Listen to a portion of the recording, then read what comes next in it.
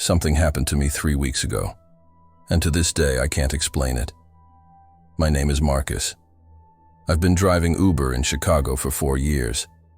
I work the night shift because it pays better and because, well, I prefer the solitude of empty streets. Fewer conversations, fewer problems. That night was a Tuesday, 2:40 in the morning. I was finishing my last shift when I accepted a ride. The pickup was in a remote residential neighborhood, almost on the border with Cicero.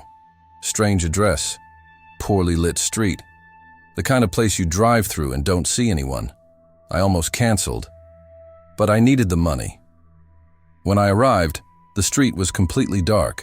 The houses had that abandoned look, you know, windows without curtains, dead gardens, no cars parked, just silence. I waited 2 minutes. Nothing. I was about to mark it as passenger did not show up when the back door opened. She went inside.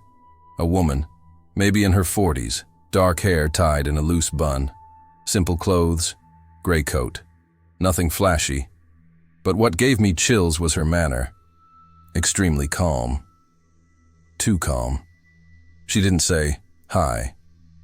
She didn't apologize for being late. She just came in, closed the door slowly, and sat there, staring straight ahead. I looked in the rearview mirror. She wasn't using her phone. She wasn't looking out the window, just standing there, her hands in her lap, breathing slowly. "Good evening," I said, trying to break the ice. She didn't answer. I felt a chill on the back of my neck. I started driving. The destination was about 20 minutes away, on a commercial avenue near the center. Simple route, direct. But something was wrong. I could feel the weight of her gaze. Even without looking directly at me, I knew she was watching me. In the rearview mirror, I could only see the reflection of her face. Motionless, expressionless. We passed 3 traffic lights. Absolute silence. Then she spoke. "Marcus." My blood ran cold. I hadn't given her my name. The app only shows the first name after the ride starts, but she said it as if she knew me. "Excuse me," I replied, trying to keep my voice steady. She tilted her head slightly. "You're going to have an accident in 15 minutes. My hand gripped the steering wheel. "What?" she continued, in that soft, almost maternal voice. "At the corner of North Avenue and Pulaski Road, exactly 8:03 in the morning, a dark blue Honda Civic is going to run the red light, license plate ending in 47. It's going to hit the side of your car, right here." She pointed to the driver's side. "The impact will throw you against the windshield. You'll taste blood. You'll try to scream, but no sound will come out." I instinctively slammed on the brakes. The car skidded slightly. "What the hell?" His last words will be, "I should have stopped." Silence. Only the sound of the engine. My breath ragged. She was serious. Her eyes were fixed on me through the rearview mirror. And for the first time, I felt real fear. I pulled the car over to the side of the road. My hands were trembling. My heart was racing. "Look, ma'am. I don't know what kind of joke this is, but this is no joke, Marcus." Her voice remained calm. Frighteningly calm. I turned around, facing her directly. "How do you know my name? How do you know where I'll be in 15 minutes? She didn't look away. "Because I've already seen it." "What did you see?" "All." A shiver ran down my spine. She continued, as if she were reciting something from memory. "The Honda is coming from the right. The driver is a young man, maybe 25 years old. He's drunk. He won't even try to brake. The impact will destroy the driver's side door. You'll feel your rib break before you feel the pain. You'll hear the sound of the glass shattering.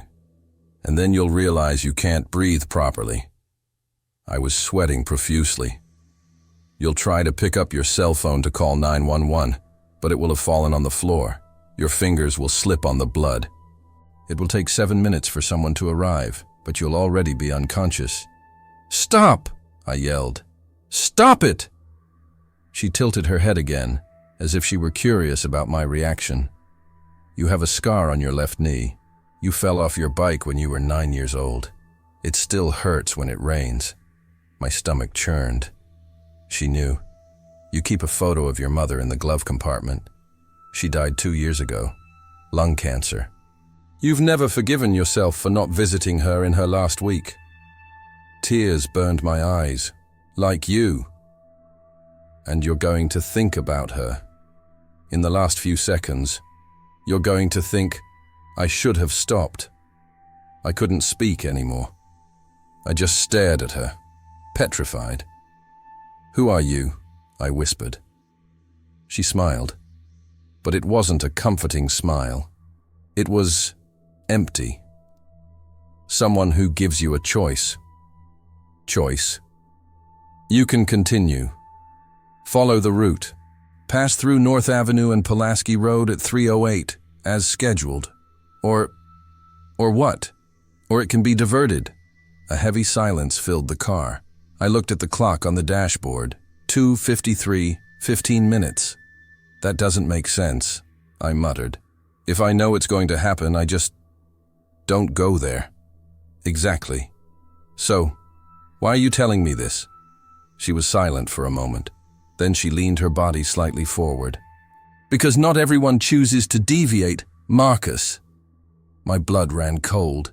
Some people don't believe it. Some people think it's a lie. Some people simply forget. And when they reach the crossroads, it's already too late. She leaned back again. "But you seem different." "Different how?" "You're still afraid." I couldn't reply. She looked out the window, as if she were seeing something I couldn't. "Fear is good, Marcus. It means you still want to live." Tears streamed down my face. I was trembling. "Please, who are you?" She looked at me again in the rearview mirror. "Keep driving. You'll understand soon." I hesitated. But what else could I do? Throw her out of the car? Call the police and say what? Is a passenger predicting my future? I started the car again. Slowly. Each second felt like an eternity. In the rearview mirror, she remained motionless, watching, waiting, and the clock kept ticking. 2:57. There were 11 minutes left. I drove in silence. Each block seemed to drag on. The streets of Chicago had never seemed so empty, so dead. 3 in the morning. 8 minutes. My mind was in chaos. Part of me was screaming, "Turn around! Take another street!" But another group, a smaller, more rational group, insisted, "This is crazy. None of this is real." I looked in the rearview mirror. She remained there, hands in her lap, stare fixed, like a statue. "Why do you do this?" I asked, breaking the silence. She didn't answer immediately. She just took a deep breath, slowly.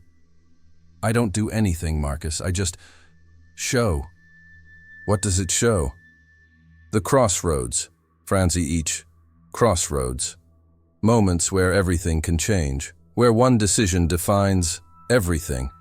She tilted her head, as if she were listening to something in the distance. "You think your life is a straight line, that tomorrow will be the same as today, that you'll wake up, drive, go home, sleep, and repeat. But that's not how it works." His words were gentle, but they carried a weight that crushed me. "There are moments, brief, when destiny unfolds, and you choose which path to follow. What if I don't want to choose?" She smiled again, that empty smile. "Then destiny chooses for you. 3 + 3, 5 minutes."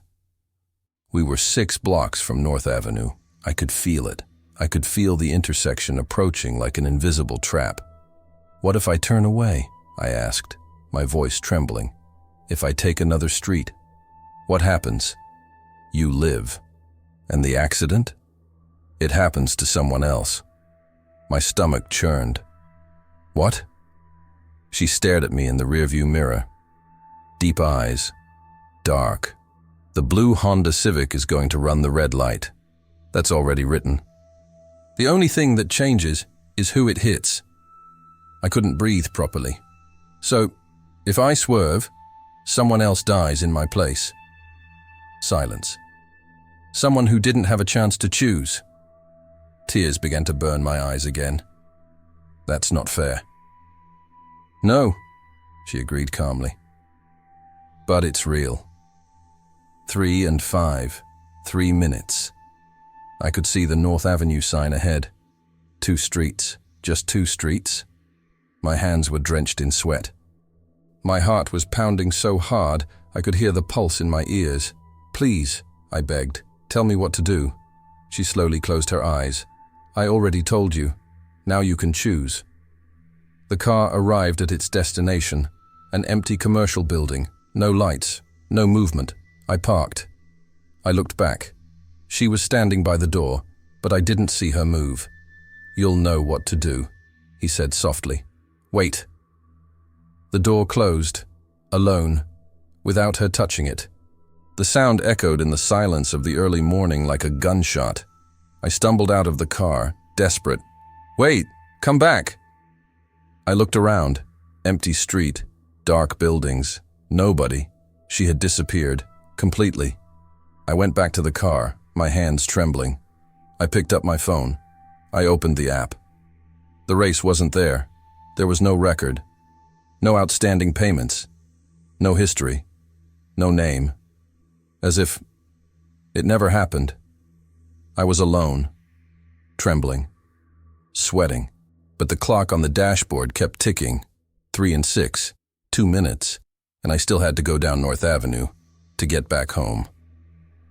I sat in the car for a full minute, just breathing, trying to process it. None of this made sense. I picked up my phone again. I went through my ride history. Nothing. I checked the notifications. Nothing. I called Uber support. Hello, this is support. How can I help you? I need to confirm a ride. I just dropped off a passenger on North Cicero Avenue, but it's not showing up in my history. Okay, sir. Could you tell me the approximate time? 2:40. I picked her up at 2:40. Silence on the other end. Typing. Sir, your last recorded ride was at 1:15 a.m. Since then, you haven't accepted any more calls.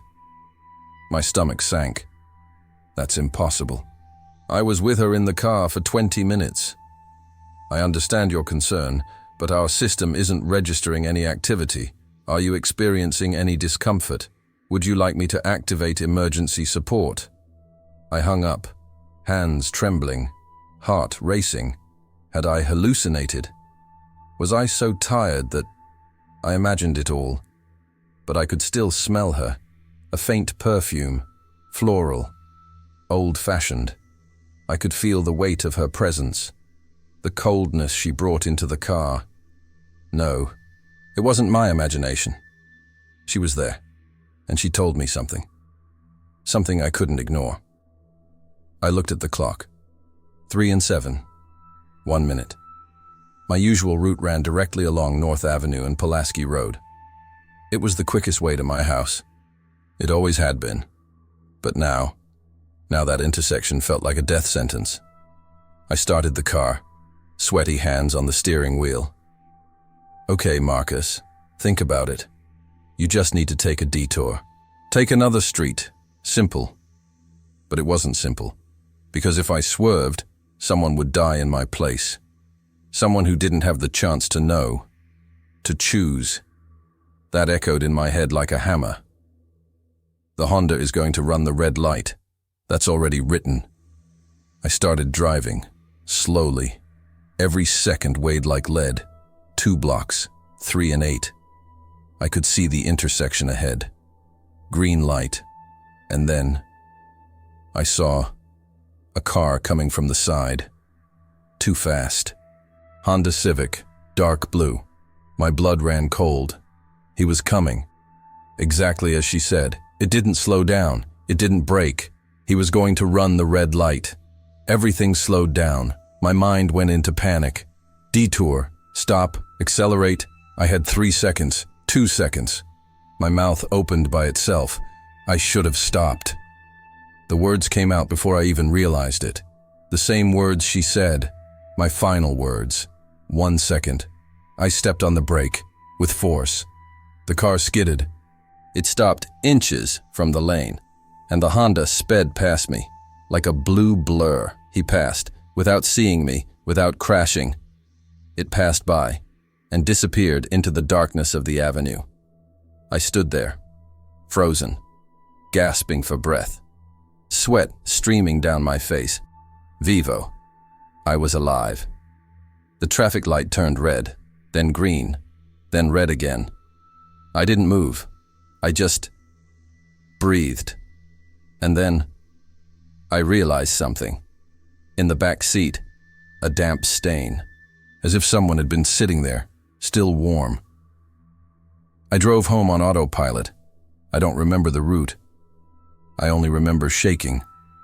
When I arrived, it was almost 4 in the morning. I parked in the garage and sat there, in the dark, just staring at my hands. They were still trembling. I picked up my cell phone. I searched. Accident on North Avenue, Pulaski Road, Chicago today. Nothing. I updated. I updated again. Nothing. No accidents reported. No police incidents. Nothing. Could it be that I prevented it? Could stopping have changed everything? Or was it never going to happen? My head was aching. I couldn't think straight. I went inside. I took a shower. I tried to sleep. But every time I closed my eyes, I saw her, sitting in the back seat, looking at me. Now you can choose. In the following days, I tried to rationalize. Maybe it was an elaborate prank. Maybe someone had hacked my app. Maybe I was so exhausted that I had hallucinated everything. But then, a week later, I saw the news. An accident occurred at the intersection of North Avenue and Pulaski Road. A dark blue Honda Civic collided with another vehicle. It was 3:08 a.m. The driver of the Civic was drunk and fled the scene. The other victim died on impact. My heart stopped. I opened the news article. My hands were trembling. The victim was a man, 52 years old, an Uber driver. I worked the night shift. I was going back home, and to photos. I recognized that face, not personally, but I had seen him before, at the driver's waiting area.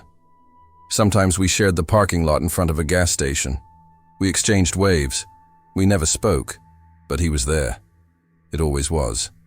And now, he was dead, in my place. I sat on the living room floor. Nausea, dizziness, overwhelming guilt. The Honda is going to run the red light. That's already written. The only thing that changes is who it hits. She told me. She warned me. And I chose. I chose to live. And he had no choice. I was sobbing. I tried to breathe, but I couldn't, because now I understood. That woman, whoever she was, wasn't saving me. She was testing me, showing me that every choice has a price. Every life saved could mean another one lost. And I will carry this with me for the rest of my life. Today, 3 weeks later, I'm still driving. I need the money, but it's not the same anymore. Every time I accept a ride at night, my heart races. Every time someone gets in the back seat, I look in the rearview mirror, waiting, hoping to see that calm face, those empty eyes, that voice that knows things that nobody should know. Because I know that one day, she will come back, and next time, maybe I won't have a choice. Maybe it's my turn to pay. If you're listening to this, and you're driving at night, pay attention.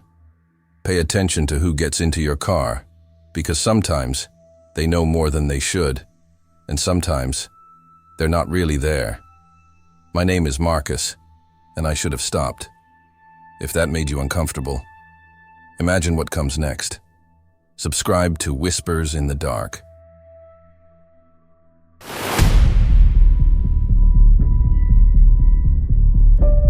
Something happened to me 3 weeks ago, and since then, I can no longer drive at night without feeling like someone is watching me in the rearview mirror. My name is David. I've been driving for Uber in Boston for 4 years.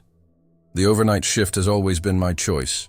Less traffic, more money per mile, and I like the city's silence when it finally breathes. Or at least, I used to. It was a Tuesday, 2:40 in the morning. I was parked near Boylston Street, waiting for my next ride, when the app vibrated. I accepted without much thought. Address in Dorchester, a somewhat forgotten neighborhood. Old houses, poorly lit streets, nothing unusual. I arrived back at my starting point. An empty street corner, a flickering lamppost, not a soul in sight. But he was there, a boy, about 10 years old, maybe less, alone, holding a cracked yellow plastic flashlight that blinked weakly in his hand. He was wearing a dark blue sweatshirt, the hood pulled up, but you could see his pale face, his sunken eyes. He looked tired, like exhausted in a way a child shouldn't be. I opened the window. "Did you call an Uber?" He nodded. He didn't say anything. He just opened the back door and went inside. I should have been more suspicious. I should have asked where the parents were, who authorized the ride, anything. But you know how it is. Sometimes you just want to finish your shift. Sometimes you ignore what should be obvious. He sat right behind me. I adjusted the rearview mirror and glanced at him. He was motionless, looking out the window, the flashlight blinking in his lap. "What's the address, champ?" Silence. I checked the app. The destination was already set. Roxbury, Hemlock Street, vacant lot, empty lot. That's what appeared in the app, literally. "Is everything all right there?" I asked. My voice came out more tense than I intended. He didn't turn his head. He just murmured softly, "Where did it all end?" A shiver ran down my spine. It wasn't what he said. It was as he said it, without emotion, like someone repeating something they've already said 1,000 times. I swallowed hard and started driving. The silence inside the car was suffocating. I tried to turn on the radio, but it only came through static. I turned it off. I tried to open the window, but the air that came in was cold, heavy, smelling of smoke. It wasn't cigarettes. It was something older, something that had burned a long time ago. I looked in the rearview mirror again. He remained motionless.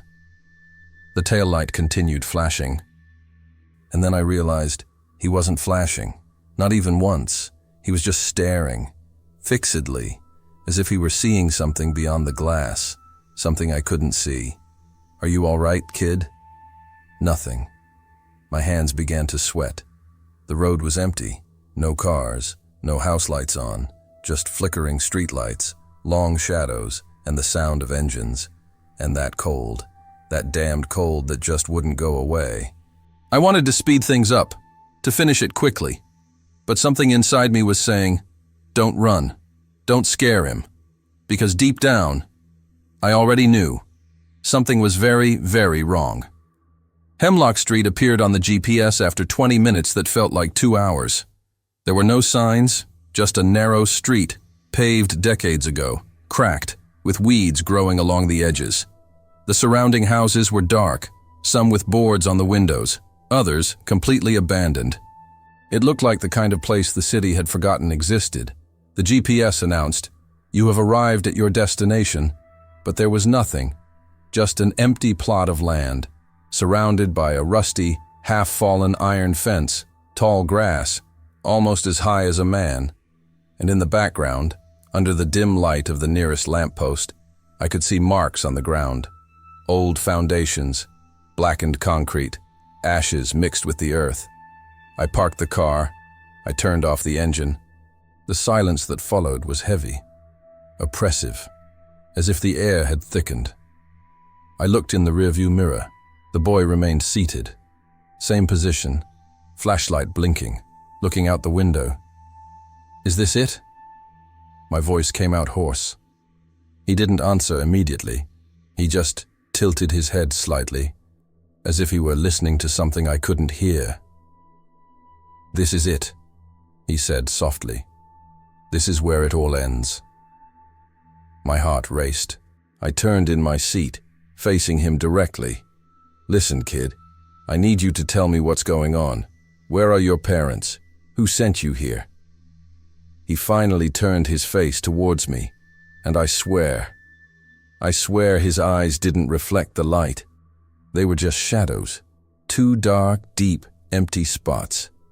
"My parents," he began, his voice even lower, almost a whisper.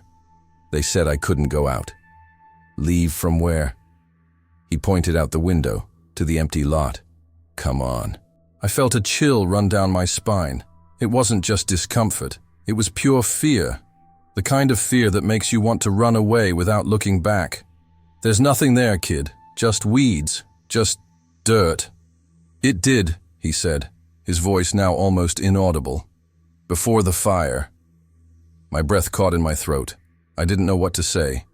I didn't know if I should get out of the car, call the police, or just speed away and disappear.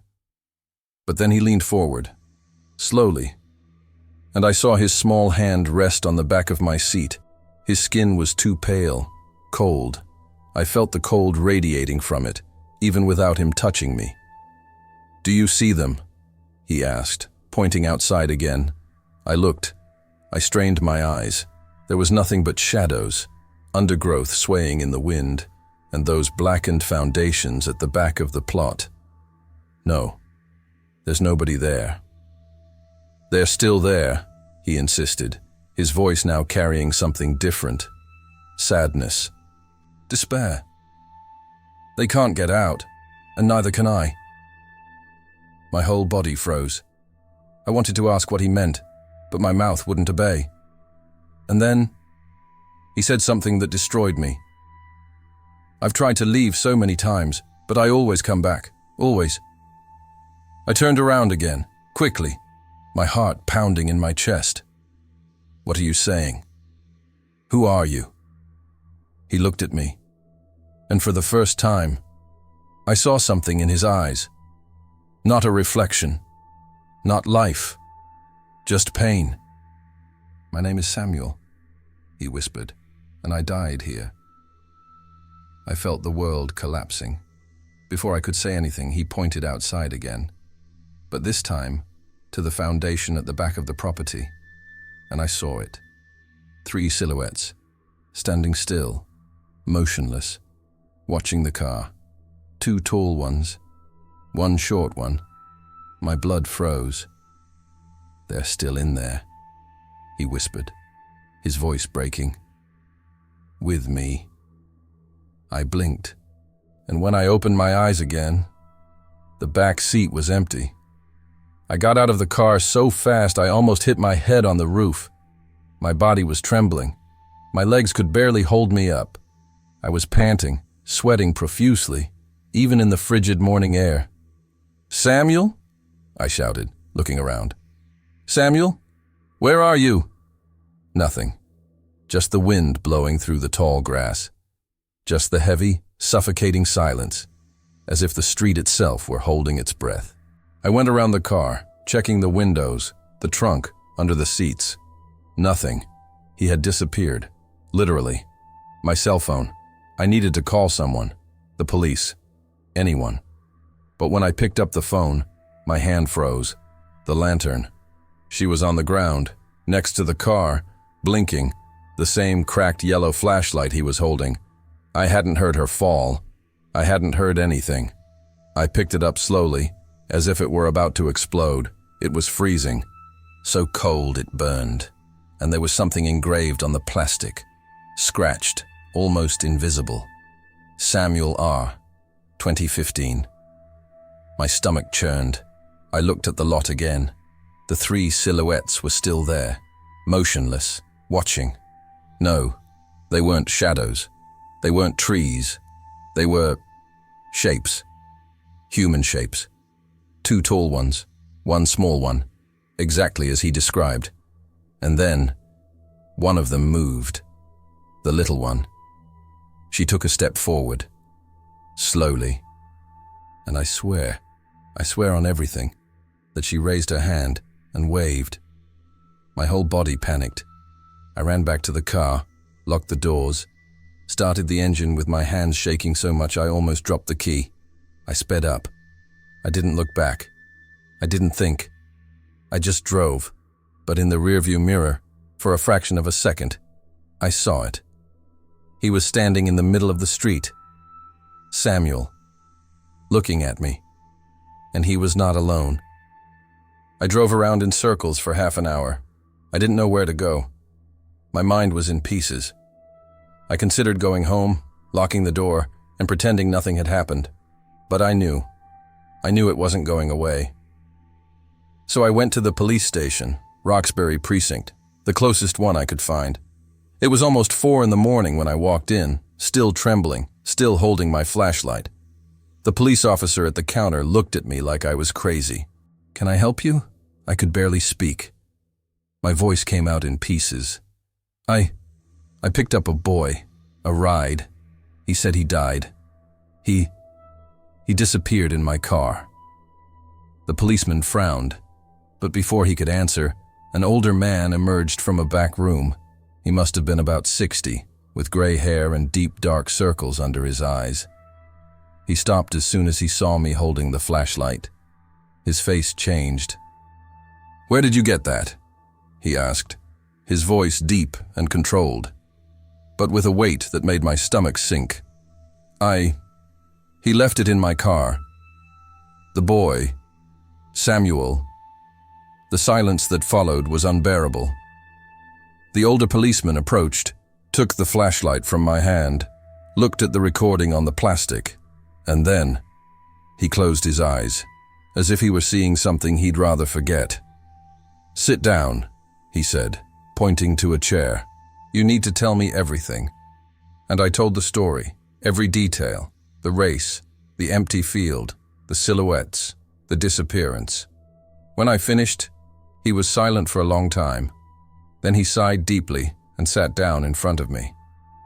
"Hemlock Street, Lot 47, he said, his voice low.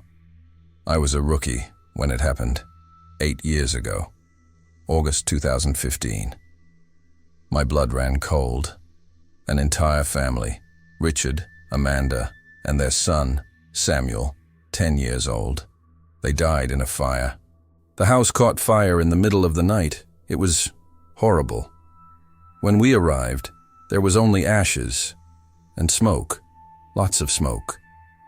He paused, running a hand over his face.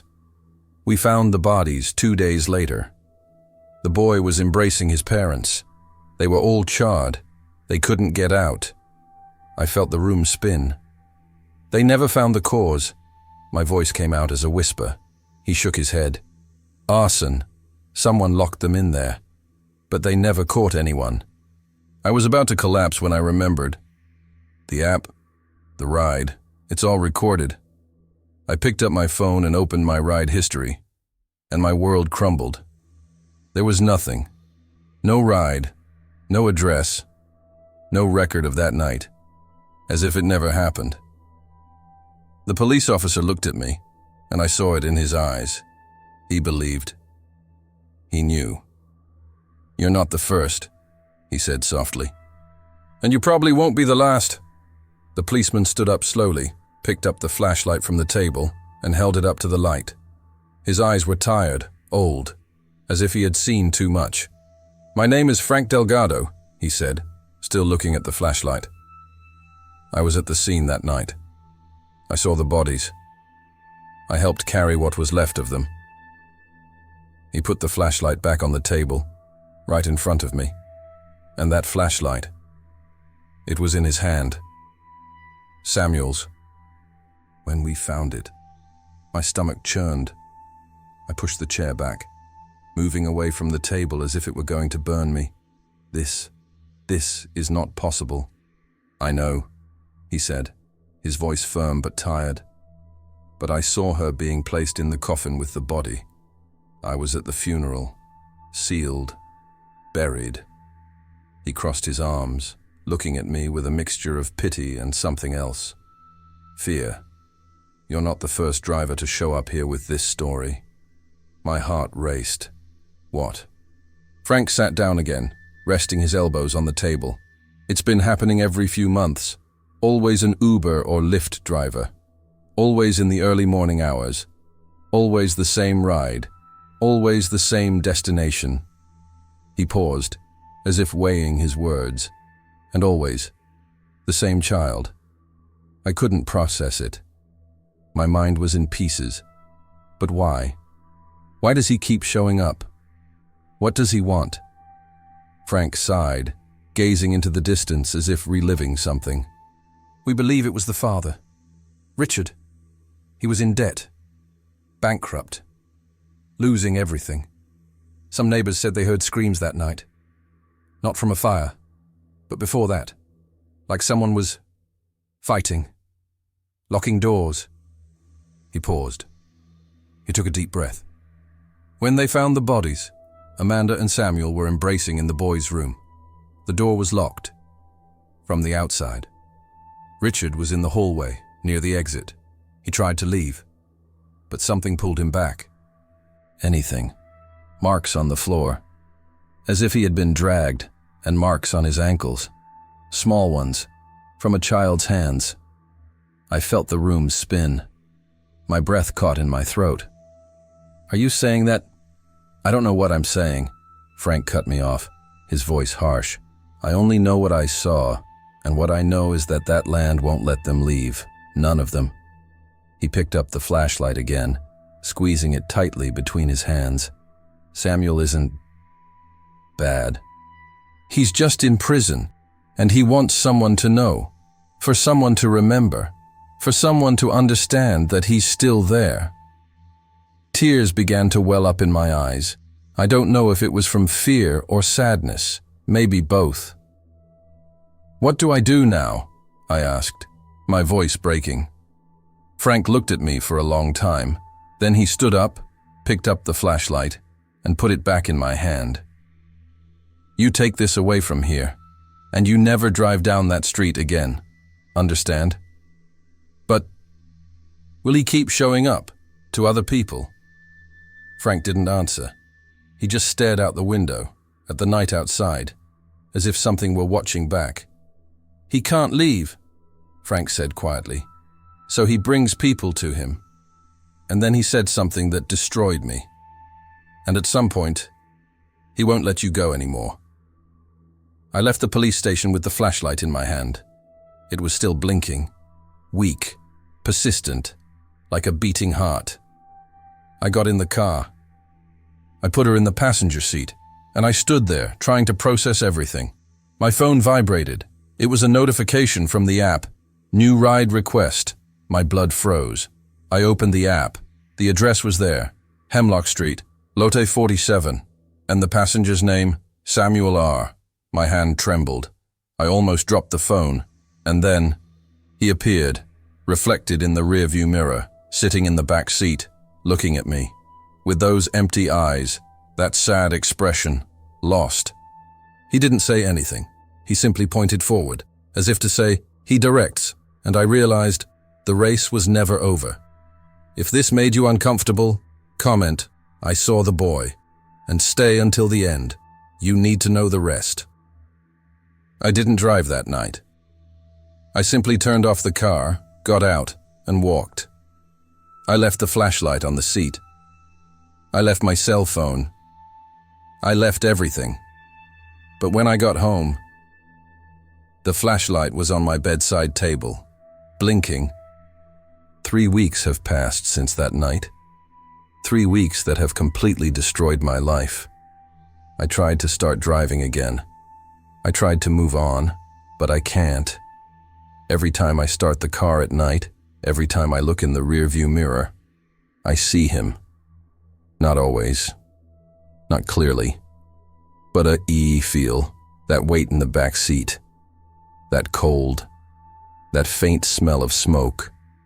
And the passengers, They feel it too.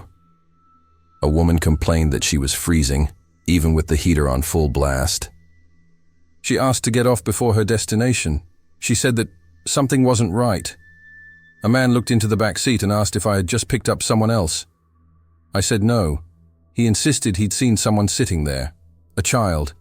I pretended not to hear, but my hand was shaking on the steering wheel. Last week, I finally had the courage to go back. Hemlock Street. I don't know why. Maybe because I needed answers. Maybe because I felt that if I didn't go, he would come to me. It was midday. The sun was high. No shadows, no oppressive silence. Just an empty plot of land, surrounded by a rusty fence with weeds growing wild. But when I got close to the fence, I saw something I hadn't seen that night. Florists. Someone had left flowers, fresh ones. White roses, wilting in the sun. And next to them, a note. I bent down, picked up the yellowed, folded paper. The handwriting was childish, shaky, as if it had been written by someone with great difficulty. He said, "Please don't forget me. I'm still here." My heart stopped. I looked at the land, at the blackened concrete, at the foundations that were still there, marking where the house once stood. And then I heard it. Steps, not on the ground, behind me. I turned around, quickly. Nothing. Just the empty street, the wind, the sun. But when I looked at the land again, he was there. Samuel, standing, in the middle of the foundations, looking at me. This time, he wasn't alone. Two figures stood beside him, tall, blurred, like burnt shadows, without a defined shape. But I knew who they were. Richard, Amanda, and they were watching. All three of them, standing still, motionless, as if they were expecting something from me. I couldn't move. My body was locked. My breath was caught. And then, Samuel stepped forward. Another one. He was approaching the fence. I wanted to run. I wanted to scream. But something held me back, something stronger than fear. When he got close enough, I saw his eyes. This time, they weren't empty. There was pain, sadness, despair. He raised his hand, slowly, and pointed at me. Then, in a voice I'll never forget, he whispered, "You're back." My voice came out broken, hoarse. "What do you want from me, Samuel?" He lowered his hand. He looked back at his parents, then back at me.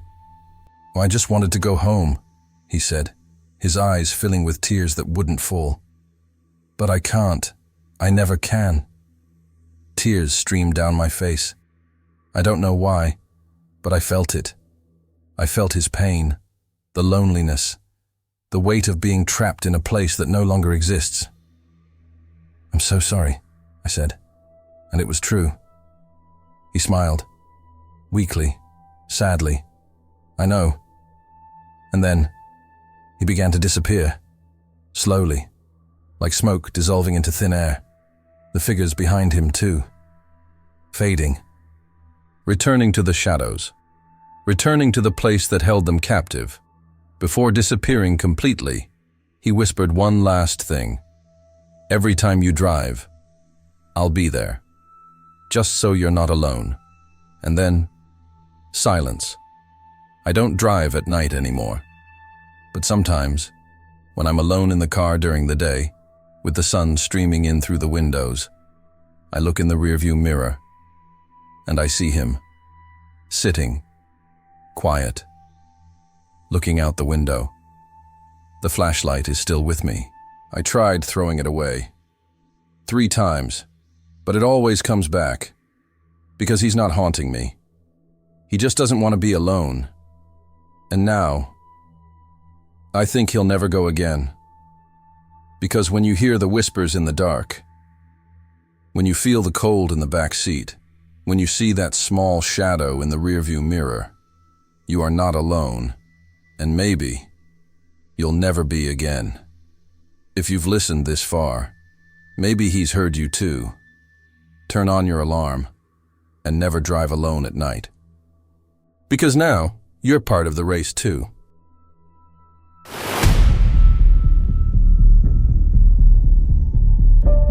Something happened to me 3 months ago, and to this day I can't explain it. My name is Marcus. I'm a rideshare driver in Portland, Oregon. I work the night shift because it pays better, and because I simply can't sleep properly during the day. I've been doing this for 4 years.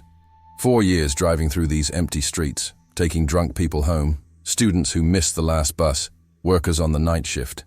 You see everything in this job, but nothing prepared me for that night. It was a Tuesday. I remember because Tuesdays are always calmer. Fewer rides, less money, but also less chaos. I'd been driving for almost 6 hours, tired, thinking about finishing soon, when the notification popped up on my phone. A ride, overlooked neighborhood, destination Southeast Portland, almost a 40-minute drive, good money. I accepted without thinking twice. I arrived at the address about 10 minutes later. It was a residential street, rather deserted. Those old wooden houses with small porches and poorly maintained gardens. There was hardly anyone on the street, just the distant sound of a dog barking. She emerged from one of the houses, walking slowly, but without hesitation. A white woman, in her early 30s, with brown hair tied in a slightly undone ponytail. She wore a gray coat that was too big for her and jeans. Nothing stood out, nothing suspicious. She got into the back seat, on the right side, and closed the door carefully. She didn't even look at me.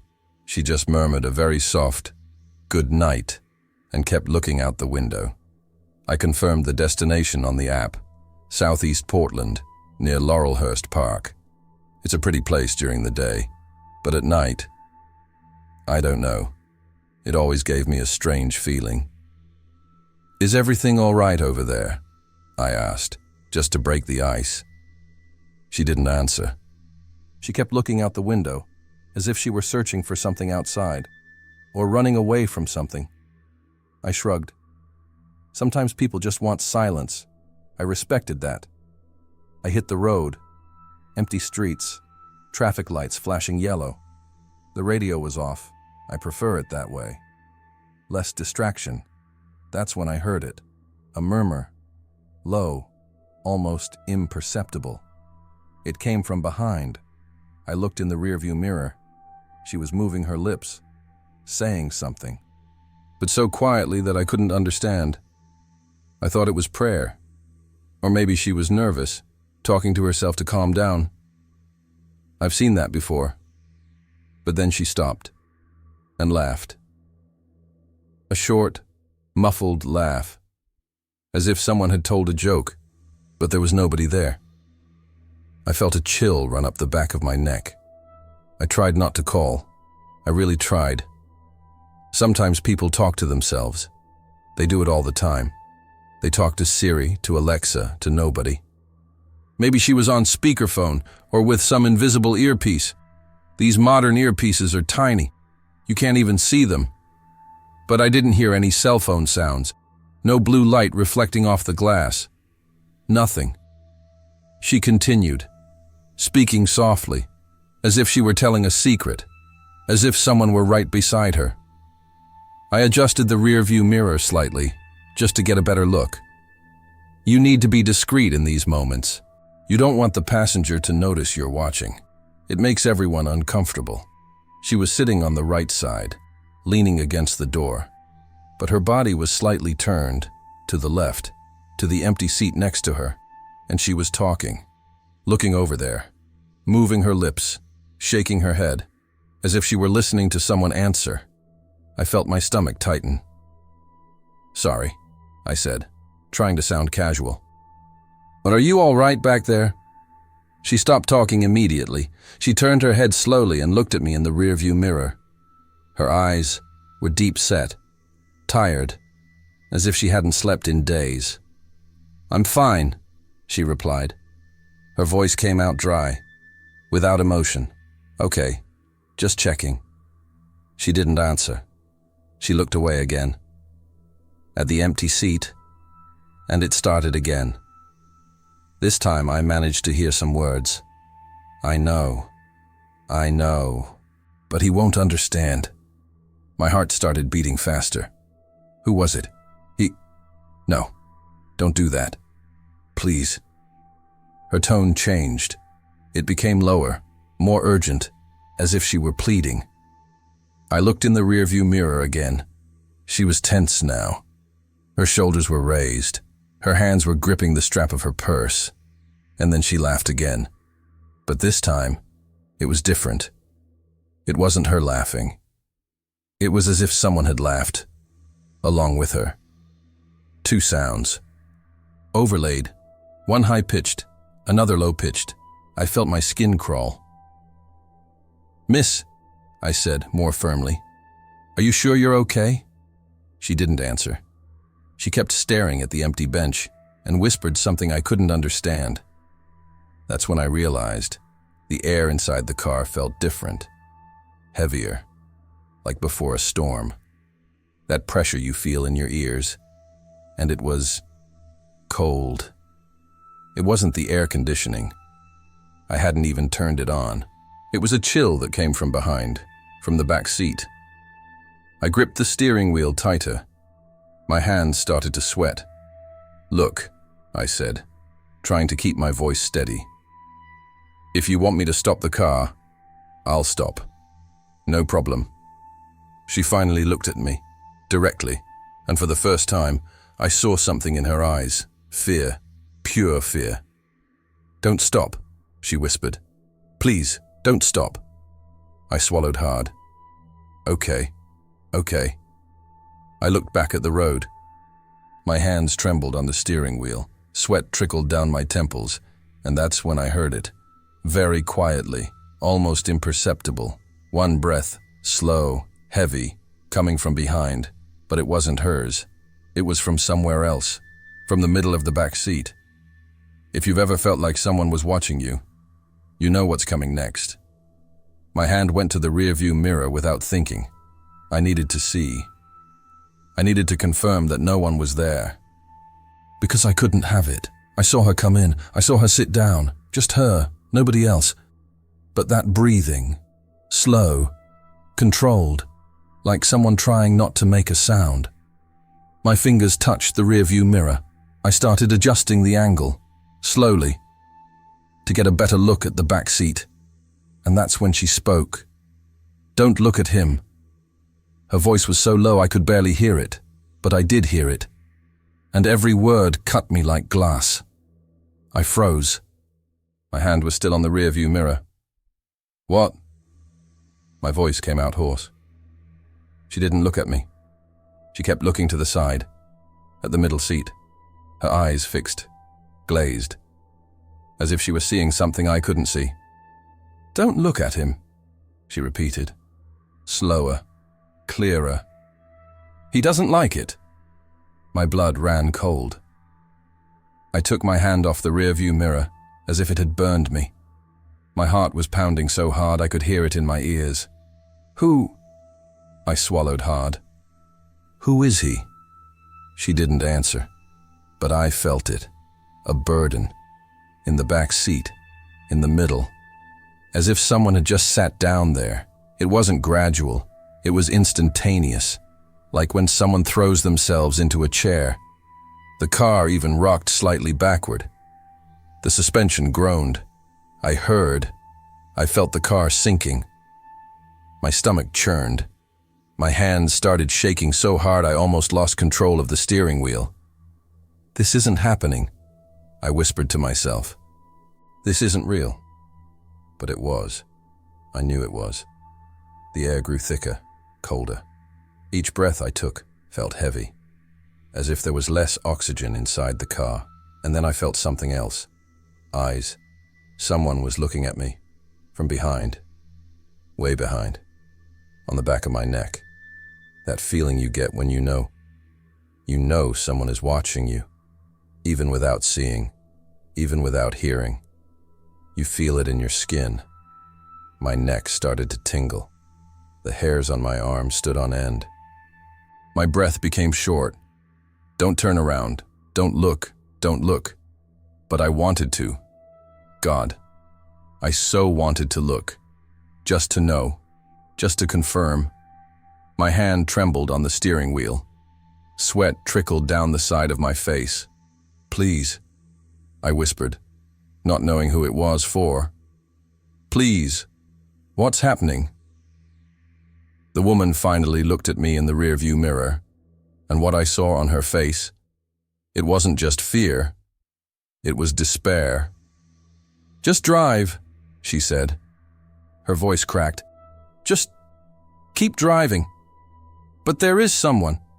I know, she cut in. Too loud, too fast, and then she lowered her voice again. I know. Just don't look. Please, just don't look. Tears began to stream down her face. Silently. I didn't know what to do. My whole body was screaming to stop the car, to run away, to scream for help. But something told me that if I stopped, something worse would happen. So I drove. My eyes were fixed on the road. My hands gripped the steering wheel so tightly my fingers turned white, and I tried to ignore it. I tried to ignore the weight in the back seat. I tried to ignore the breathing that wasn't mine, nor hers. I tried to ignore the feeling that something was leaning forward, closer and closer to the back of my neck. I don't know how much time passed. 2 minutes, 5, 10. Time ceased to make sense. All I knew was that I needed to keep driving, not stop, not look, not turn my head. But the presence behind me was getting stronger, more realistic. I could feel the heat. No, wait, it wasn't heat. It was the opposite. It was as if something icy was hovering right behind my head. So close I could feel it on my skin. A damp chill. Unnatural. My breath was coming out in thin clouds now. Inside the car, like I was in a freezer. It's almost over, the woman whispered. Her voice trembled. It's almost finished. I wanted to ask her what she meant, but my throat was closed up. The words wouldn't come out. That's when I heard her again, speaking, but not with me. I'm taking you, she said, to the side, to the middle seat. I promised, I'm taking you. Silence. And then a voice answered, deep, hoarse, muffled, as if it came from underwater. I know. My whole body froze. I heard it. I heard it. It wasn't my imagination. It wasn't the radio. It wasn't anything external. It came from inside the car, from the back seat. My vision began to blur. My chest tightened. I couldn't breathe properly. Who's there? My voice came out broken, pathetic. The woman didn't answer, but the voice, the other voice, answered. You don't need to know. She was cold, direct, emotionless, and so close, so absurdly close. It was as if someone were leaning between the two front seats, with their mouth close to my ear. My right hand left the steering wheel and went to the window. I tried to open it. I needed air. I needed something that made sense, but the window wouldn't open. It was stuck. I tried again. Nothing.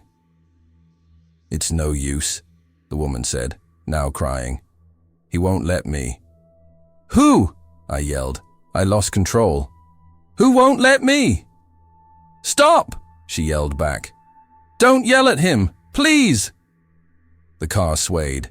It wasn't the wind. It wasn't a hole. It was as if something had hit the ceiling. From the inside, a dull blow. Heavy. I gasped. Tears began to sting my eyes. I'm sorry, I whispered. I'm sorry. I just want to get out of here. The presence behind me moved. I felt it. I didn't see it, but I felt it, as if something had tilted back, towards the middle of the bench, and then the voice, lower, almost a whisper, almost there. My heart was pounding. My vision was blurred. My hands were shaking so much I could barely hold the steering wheel. I looked at the GPS on my phone. 12 minutes to go. 12 minutes. An eternity. The woman was bent over now, her head in her hands, sobbing softly. "I'm sorry," she said, but not to me. "I'm sorry. I had no choice." "Choose for what?" I asked, desperate. "What are you talking about?" She slowly raised her head and looked at me in the rearview mirror. Her eyes were red, sunken, broken. "He needed a ride," she whispered. "And I owed him one." My blood ran cold. "What did I owe?" She didn't answer, but the voice behind me answered. "A life." And then I felt it. Something cold, wet. It touched the back of my neck, like fingers. Long, icy, slippery. I screamed. I floored the accelerator. The car sped off. I ran a red light, then another. I didn't care. I just wanted to get there. I just wanted it to end. And the voice whispered in my ear. "Almost there." I don't remember exactly how I got here. I know I ran red lights.